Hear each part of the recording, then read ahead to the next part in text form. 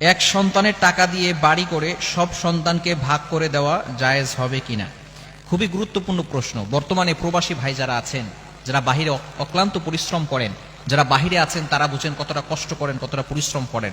আমরা তো মনে করি বাইরে থেকে টাকা আসতেছে, আমরা এই বাংলাদেশে বসে অনেক ভাই আছে, অনেক বোন আছে, ভাইয়ের টাকাটা বিদেশ থেকে আসতেছে আর তারা এমন ভাবে উড়াচ্ছে, মনে করতেছে একটা গাছ লাগিয়েছে, টাকার গাছ, টাকার একটা গাছ লাগিয়েছে, টাকার একটা মেশিন তারা পেয়েছে। কষ্ট করে পরিশ্রম করে বাহিরে তারা পরিবার থেকে দূরে সরে গিয়ে, তারপরে বাবার থেকে দূরে সরে গিয়ে, মায়ের থেকে দূরে সরে গিয়ে, সকল ভালো মানুষগুলোকে, ভালোবাসার মানুষগুলোকে দূরে রেখে এক দেশ থেকে অন্য দেশে গিয়ে পরিশ্রম করছে, অক্লান্ত পরিশ্রম। ঈদের সময় ঈদ উদযাপন করতে পারে না, কতটা কষ্ট তাদের।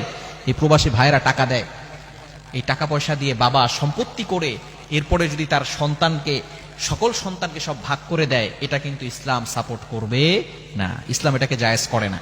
একজনের টাকা দিয়ে, হ্যাঁ বাবা মাকে সে দিবে ঠিক আছে, কিন্তু তার টাকা দিয়ে সবাইকে ভাগ করে দেওয়া, এটা ইসলাম সাপোর্ট করে না।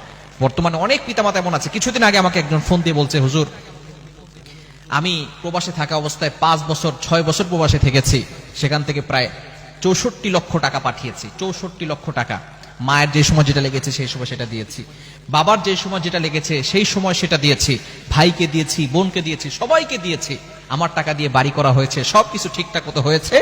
যখন আমি আসছি, আসার পরে আমি সবাইকে যখন সবকিছু দিয়েছি, আসার পরে আমার মা বলে আমি নাকি তাকে কিছুই দেইনি, আমার বাবা বলে আমি নাকি তাদেরকে কিছুই দেই নাই।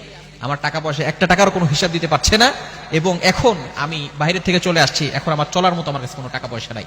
এজন্য প্রবাসী ভাইরা যারা আছেন, অনেক কষ্ট করেন, অনেক পরিশ্রম করেন, আপনার নিজের জন্য কিছু করবেন। অবশ্যই আপনার নিজের জন্য কিছু করবেন। অবশ্যই বাবা মাকে দিবেন, মাকে দিবেন, বাবাকে দিবেন, আপনার ভাইকে দিবেন, আপনার বোনকে দিবেন। আপনার টাকা আপনি ইনকাম করছেন, আপনার পরিশ্রমের টাকা আপনি সবাইকে দিবেন, কোনো সমস্যা নাই। তবে আপনি নিজের জন্য কিছু করবেন, কারণ টাকা পয়সা না থাকলে কিন্তু আপনি কঠিন বিপদে পড়ে যাবেন। টাকা পয়সা না থাকলে আপনাকে কেউ পাত্তা দিবে না। বর্তমানে একটা কথা আছে, টাকা পয়সা না থাকলে ছেলেমেয়েরাও আব্বা বলে ডাকে না। হ্যাঁ, আমাদের আশেপাশে কিছু বাচ্চারা বলে আর কি, যে টাকা পয়সা না থাকলে কি করে না, ছেলেমেয়েরাও বাবা বলে ডাকে না। তো টাকা পয়সার দরকার আছে। আপনি অসুস্থ হয়ে পড়বেন, লক্ষ টাকার দরকার, 1 লক্ষ 2 লক্ষ টাকা লাগবে আপনার চিকিৎসার জন্য, তখন আপনার কাছে কেউ আসবে না টাকা দিতে। এজন্য আপনার নিজের কিছু দরকার আছে, নিজের কিছু প্রয়োজন আছে। আপনি আপনার বউকেও বিশ্বাস করবেন না, আপনার বাবা মাকেও সম্পূর্ণ টাকা দিয়ে দিবেন। হ্যাঁ, বাবা মাকে দিবেন, তবে সম্পূর্ণ টাকা নয়। অনেক প্রবাসী ভাইরা আছেন, বউকে সব টাকা দিয়ে দিছে, সব টাকা বউর অ্যাকাউন্টে পাঠাইছে, বউ আরেকজনকে নিয়ে ভাগালপুর। আছে না নাই? খবরদার, এরকম করবেন না। আপনি নিজের জন্য করবেন। আপনি পরিশ্রম করছেন, সবাইকে দিবেন ঠিক আছে, বাবা মাকে দিবেন, যথেষ্ট পরিমাণ দিবেন, যা লাগবে তাই দিবেন, কিন্তু আপনার নিজের জন্য কিছু করে রাখবেন, যাতে করে আপনি বিপদে পড়লে আপনি আপনার টাকা দিয়ে বিপদ থেকে উঠে